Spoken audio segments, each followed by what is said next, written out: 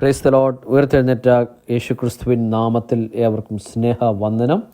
കർത്താവായ യേശു ക്രിസ്തു ലോകത്തിൻ്റെ പാപത്തെ വഹിച്ച ദൈവപുത്രനാണ്. ലോകത്തിൻ്റെ സകല പാപവുമായി യേശു കർത്താവ് ക്രൂശിൽ കയറി യേശു മരിച്ച് അടക്കപ്പെട്ട് അവൻ ഉയർത്തെഴുന്നേറ്റിരിക്കുന്നു. എല്ലാ ദിവസവും എനിക്ക് ഇതുതന്നെയാണ് അറിയിക്കുവാനുള്ള സദ്വർത്തമാനം. യേശു ഉയർത്തെഴുന്നേറ്റിരിക്കുന്നു. ഇതിനേക്കാളും വലിയൊരു സന്തോഷകരമായ വാർത്തയില്ല. യേശു മരണത്തെ ജയിച്ചു, യേശു പാപത്തെ ജയിച്ചു, യേശുവിൻ്റെ അടിപ്പിണരാൽ സൗഖ്യമുണ്ട്. അവൻ ഉയർത്തെഴുന്നേറ്റിരിക്കുന്നു. യേശു കർത്താവ് കല്ലറയിലല്ല. യേശു ക്രിസ്തുവിൽ ആശ്രയിക്കുന്നവർക്ക് ഈ ലോകത്തിൽ ഒരു ജയകരമായ ജീവിതവും നിത്യജീവനുമുണ്ട്. ഇന്നത്തെ ദൈവവചന ചിന്തയ്ക്കായിട്ട് നമുക്ക് അപ്പോസ്തലനായ പൗലോസ് റോമർക്ക് എഴുതിയ ലേഖനം അതിൻ്റെ 8-ാം അധ്യായം അതിൻ്റെ 1-ാം വാക്യം വായിക്കാം. അവിടെ ഇപ്രകാരം പറയുന്നു: അതുകൊണ്ട് ഇപ്പോൾ ക്രിസ്തു യേശുവിലുള്ളവർക്ക് ഒരു ശിക്ഷാവിധിയുമില്ല. ഇന്ന് പലർക്കും യേശുവിനെ അറിയാം, അനേകരുടെ കൂട്ടത്തിൽ യേശുവിനെയും അറിയാം എന്ന് പറഞ്ഞിട്ട് കാര്യമല്ല. യേശു ക്രിസ്തുവാണെന്ന് വിശ്വസിക്കുന്നവർക്കാണ് ശിക്ഷാവിധിയില്ലാത്തത്. യേശു ക്രിസ്തുവാണെന്ന്, യേശു രക്ഷകനാണെന്ന് നാം വിശ്വസിക്കുന്ന നിമിഷം നാം ക്രിസ്തുവിലാകിയാണ്. ഇങ്ങനെ ക്രിസ്തുവിലായവർ ജഡത്തിൻ്റെ ഇഷ്ടത്തിലല്ല പിന്നീട് നടക്കുന്നത്, പരിശുദ്ധാത്മാവിൻ്റെ ഇഷ്ടത്തിലാണ് നടക്കുന്നത്. പരിശുദ്ധാത്മാവാണ് പിന്നെ ആ വ്യക്തിയെ ഗൈഡ് ചെയ്യുന്നത്. പൂർണ്ണമായി ക്രിസ്തുവിലായ ഒരു വ്യക്തിക്ക് ജഡത്തിൻ്റെ ഇഷ്ടത്തിൽ, സ്വന്തം തീരുമാനത്തിലല്ല താൻ തീരുമാനങ്ങൾ എടുക്കുന്നത്. എല്ലാ കാര്യങ്ങളും താൻ ദൈവത്തോട് ആലോചന ചോദിച്ച് ദൈവത്തിൻ്റെ ശബ്ദത്തിനനുസരിച്ചായിരിക്കും ആത്മാവിൽ നടക്കുന്നവർ തീരുമാനമെടുക്കുന്നത്.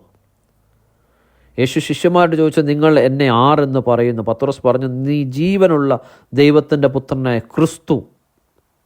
അപ്പം യേശു ദൈവപുത്രനെ ക്രിസ്തുവാണെന്ന് തിരിച്ചറിയുക, യേശു രക്ഷകനാണെന്ന് തിരിച്ചറിയുക, അത് തിരിച്ചറിഞ്ഞ് അവനിൽ വിശ്വസിക്കുക. യേശു ക്രിസ്തുവിലേക്ക് വന്നു കഴിയുമ്പോൾ പിന്നീട് നമ്മെ നടത്തുന്ന ന്യായപ്രമാണമല്ല, പിന്നീട് നമ്മെ നടത്തുന്നത് ദൈവാത്മാവാണ്. ദൈവാത്മാവിനെ നടത്തപ്പെടുന്നവരാണ് ദൈവത്തിൻ്റെ മക്കൾ എന്ന് വചനം പറയുന്നു. റോമർ 8:7 പറയുന്നു, ജഡത്തിൻ്റെ ചിന്ത ദൈവത്തോട് ശത്രുത്വമാകുന്നു. 8:8 പറയുന്നു, നിങ്ങളോ ദൈവത്തിൻ്റെ ആത്മാവ് നിങ്ങളിൽ വസിക്കുന്നു എന്ന് വരികിൽ ജഡസ്വഭാവമുള്ളവരല്ല, ആത്മസ്വഭാവമുള്ളവരത്രേ. ആത്മസ്വഭാവമുള്ളവരെങ്കിൽ ആത്മാവിൻ്റെ ഫലം പുറപ്പെടുവിക്കും. നാം മുമ്പ് ജഡത്തിൻ്റെ ഇഷ്ടത്തിനനുസരിച്ച്, സ്വന്തം ഇഷ്ടത്തിനനുസരിച്ചായിരിക്കും കാര്യങ്ങൾ ചെയ്തത്. എന്നാൽ യേശു ക്രിസ്തുവിലായി കഴിയുമ്പോൾ ഞാനും നിങ്ങളും ക്രിസ്തുവിൻ്റെ അകത്തേക്ക് പ്രവേശിക്കുകയാണ്. ഞാൻ ക്രിസ്തുവിൻ്റെ അകത്തേക്കും ക്രിസ്തു എന്നിലേക്കും പ്രവേശിക്കുക. ഞാനും ക്രിസ്തു ഒന്നായി മാറുകയാണ്. ഞാനും യേശു ഒന്നായി മാറുകയാണ്. യേശുവിന് പകരമായി നാവ് കൊണ്ട് നാം സംസാരിക്കുന്നു. യേശുവിന് പകരമായി നാം ഈ ഭൂമിയിൽ ദൈവത്തിൻ്റെ പ്രവർത്തികളെ ചെയ്യുന്നു. പിശാചിൻ്റെ പ്രവർത്തികളെ അഴിച്ച് രോഗികളെ സൗഖ്യമാക്കി. ദൈവം എന്താണ് ഈ ഭൂമിയിൽ ഉണ്ടായിരുന്നപ്പോൾ ചെയ്തത്? യേശു എന്താണ് ചെയ്തത്? ദൈവത്തിൻ്റെ ഇഷ്ടമാണ് യേശു ചെയ്തത്. അതേ പ്രവൃത്തി തന്നെ ആത്മാവിൽ നടക്കുന്നവൻ ചെയ്തു തുടങ്ങും. യേശു എല്ലാവരെയും സ്നേഹിച്ചു, യേശു സന്തോഷിച്ചു, യേശു സമാധാനത്തോടെ ഇരുന്നു, യേശുവിന് ദീർഘക്ഷമയുണ്ടായിരുന്നു, യേശുവിന് ഇന്ദ്രിയജയമുണ്ടായിരുന്നു. ഗലാത്യർ 5:22 പറയുന്നു, ആത്മാവിൽ നടക്കുന്നവരുടെ ഫലങ്ങൾ അവിടെ പറയുന്നു. ഇതെല്ലാം യേശുവിൽ പൂർണ്ണമായി ഉണ്ടായിരുന്നു. നാം ഭൂമിയിൽ ജീവിക്കുമ്പോൾ എപ്പോഴും സ്നേഹിച്ച് മാത്രം നടക്കാൻ പറ്റുമോ എന്നറിയില്ല, എപ്പോഴും സന്തോഷത്തോടെ നടക്കാൻ പറ്റുമോ എന്നറിയില്ല, എപ്പോഴും സൗമ്യനായി നടക്കുവാൻ പറ്റുമോ എന്നറിയില്ല, എപ്പോഴും ഇന്ദ്രിയജയത്തിൽ നടക്കാൻ പറ്റുമോ എന്നറിയില്ല. എന്നാൽ യേശു ഭൂമിയിൽ താൻ ഇതെല്ലാം പൂർണ്ണമായി ചെയ്ത പൂർണ്ണമായ ദൈവപുത്രനായി, പൂർണ്ണമായി അവൻ ദൈവത്തിൻ്റെ ഇഷ്ടത്തിൽ തൻ ദൈവാത്മാവിൽ താൻ നടന്ന വ്യക്തിയാണ് യേശു കർത്താവ്. എന്നാൽ നാം ഓരോ ദിവസവും കഴിയുമ്പോൾ ക്രിസ്തുവുമായുള്ള ബന്ധത്തിലും പരിശുദ്ധാത്മാവിനാൽ ഉള്ള കൂട്ടായ്മയിലും ദൈവവചനത്തിലുള്ള ധ്യാനവും ദൈവവചനവുമായിട്ടുള്ള ബന്ധവും പരിശുദ്ധാത്മാവുമായിട്ടുള്ള റിലേഷനും നാം അനുദിനം അങ്ങനെ ചെയ്ത് കഴിയുമ്പോൾ സ്റ്റെപ്പായിട്ട് ക്രിസ്തുവിൻ്റെ അതേ സ്വഭാവം നമ്മളിൽ വ്യാപരിക്കും. ഹല്ലേലൂയ. ഇത് സ്വന്തം കഴിവുകൊണ്ട് നടക്കുന്ന ഒരു കാര്യമല്ല. ഇന്ന് തൊട്ട് ഞാൻ എല്ലാവരെയും സ്നേഹിക്കാൻ പോവാ, ഇന്ന് തൊട്ട് ഞാൻ സന്തോഷിക്കാൻ പോവാ, ഇന്ന് തൊട്ട് സൗമ്യനായിരിക്കാൻ പോവാ, ഇന്ന് തൊട്ട് ഇന്ദ്രിയജയത്തിൽ ഞാൻ നടക്കാൻ പോവുക എന്ന് പറഞ്ഞ് തീരുമാനം എടുത്ത് നടന്നാൽ നടക്കത്തില്ല. 100% പരാജയപ്പെടും. എന്നാൽ സ്വന്തം ഇഷ്ടത്തിൽ ആശ്രയിക്കാതെ പരിശുദ്ധാത്മാവിനെ യേശു നമുക്ക് വേണ്ടി തന്നിട്ടുണ്ട്. ആ പരിശുദ്ധാത്മാവിൽ ആശ്രയിച്ചാൽ പരിശുദ്ധാത്മാവിൻ്റെ ഗൈഡൻസിൽ, പരിശുദ്ധാത്മാവിൻ്റെ നിയന്ത്രണത്തിൽ, പരിശുദ്ധാത്മാവിൻ്റെ സഹായത്തോടെ നമുക്ക് ക്രിസ്തുവിൻ്റെ സ്വഭാവത്തിൽ ഭൂമിയിൽ നടക്കുവാൻ സാധിക്കും. അല്ലാത്ത പക്ഷം വീണു പോകും, അല്ലാത്ത പക്ഷം തകർന്നു പോകും. എന്നാൽ പരിശുദ്ധാത്മാവിൻ്റെ സഹായത്തോടെ ഓരോ ദിവസവും ക്രിസ്തുവിൻ്റെ ആഴങ്ങൾ നാം മനസ്സിലാക്കുമ്പോൾ, ക്രിസ്തുവിൻ്റെ സ്നേഹം മനസ്സിലാക്കുമ്പോൾ, ഓരോ ദിവസവും വചനം വായിക്കുമ്പോൾ, യേശുവിൻ്റെ സ്വഭാവം നമുക്ക് പിടികിട്ടുമ്പോൾ നാം പോലും അറിയാതെ നമ്മുടെ എഫേർട്ട് ഇതിൻ്റെ അകത്തില്ല. ഇത് കൃപയാൽ നടക്കുന്ന കാര്യമാണ്. ഇത് ദൈവത്തിൻ്റെ കൃപയാൽ നടക്കുന്ന കാര്യമാണ്. ഇത് എഫേർട്ടിൽ നടക്കുന്നതല്ല. ആത്മാവിലുള്ള ജീവിതം കൃപയാൽ നടക്കുന്നതാണ്. അത് പരിശുദ്ധാത്മാവിൻ്റെ സഹായത്തോടു കൂടി നടക്കുന്നതാണ്. അത് ദൈവാത്മാവ് നമ്മെ നടത്തുന്നതാണ്. ഹല്ലേലൂയ. നമ്മുടെ എഫേർട്ട് ഇതിൻ്റെ അകത്ത് വന്നു കഴിഞ്ഞാൽ നടക്കത്തില്ല. ഇത് ദൈവാത്മാവിൻ്റെ കയ്യിൽ ഏൽപ്പിക്കുക, സറണ്ടർ ചെയ്യുക. യേശുവേ, എന്നെ നടത്തണം, ആത്മബലത്തിൽ നടക്കണം. ദൈവം നടന്ന അതേ മനോഭാവത്തിൽ, ദൈവപുത്രനായ യേശു ക്രിസ്തു ഭൂമിയിൽ നടന്ന അതേ മനോഭാവത്തിൽ നടക്കുവാൻ എനിക്ക് അവിടുത്തെ കൃപ വേണം. അവിടുത്തെ അഭിഷേകം എൻ്റെ മേൽ അയക്കണം. അല്ലാതെ നമുക്ക് സാധിക്കത്തില്ല. ഒന്ന് ഏൽപ്പിച്ചു കൊടുക്കാമോ? കർത്താവേ, അതിനായിട്ട് ഞാൻ എന്നെ തന്നെ സമർപ്പിക്കുന്നു, എന്നെ തന്നെ സമർപ്പിക്കുക.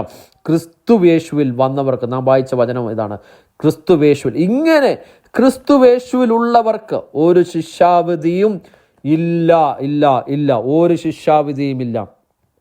ഹല്ലേലൂയ. യേശുവിനെ അറിഞ്ഞിട്ട് ക്രിസ്തുവേശുവിൽ വന്നു കഴിയുമ്പോൾ ക്രിസ്തുവിൻ്റെ ഫലം നമ്മൾ ഉണ്ടാകും. ഹല്ലേലൂയ. ചിലർക്ക് യേശു കർത്താവിൻ്റെ രക്ഷകനെ സ്വീകരിക്കും.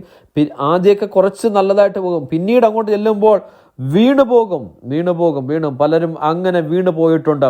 അവർ നിത്യനരകത്തിൽ പോകാൻ സാധ്യതയുണ്ട്. എന്നാൽ ചിലർ ആദ്യമൊക്കെ വളരെ മോശമായിട്ട് ജീവിക്കും. എന്നാൽ അവസാന സമയത്തേക്ക് വരുമ്പോൾ യേശുവിനെ രക്ഷകനായി സ്വീകരിച്ച് നിത്യതയ്ക്ക് അവകാശിയായി തീരും. പ്രിയമുള്ളവരെ, ആദ്യത്തെ ആ സ്നേഹം, ആദ്യം നമ്മൾ കർത്താവിനെ അറിഞ്ഞതായിരിക്കും. എന്നാൽ അവസാനം വരെയും കൃപയിൽ ആശ്രയിച്ച് നമുക്ക് പോകാം.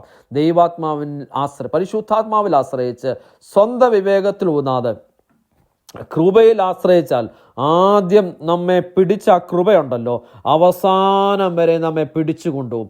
അല്ലാതെ കുറച്ച് എക്സ്പീരിയൻസ് ആകുമ്പോൾ സ്വന്തമായിട്ട് എനിക്ക് സാധിക്കും എന്ന് പറഞ്ഞു പോയാൽ വീഴും.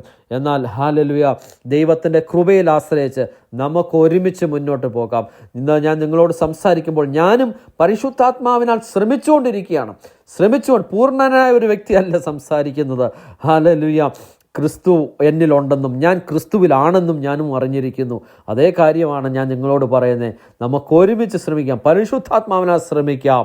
പരിശുദ്ധാത്മാവിനാൽ ക്രിസ്തുവിൻ്റെ ആഴങ്ങളെ അറിഞ്ഞ് ക്രിസ്തുവിൽ ജയകരമായൊരു ജീവിതം ഈ ഭൂമിയിൽ നമുക്ക് ജീവിക്കാം.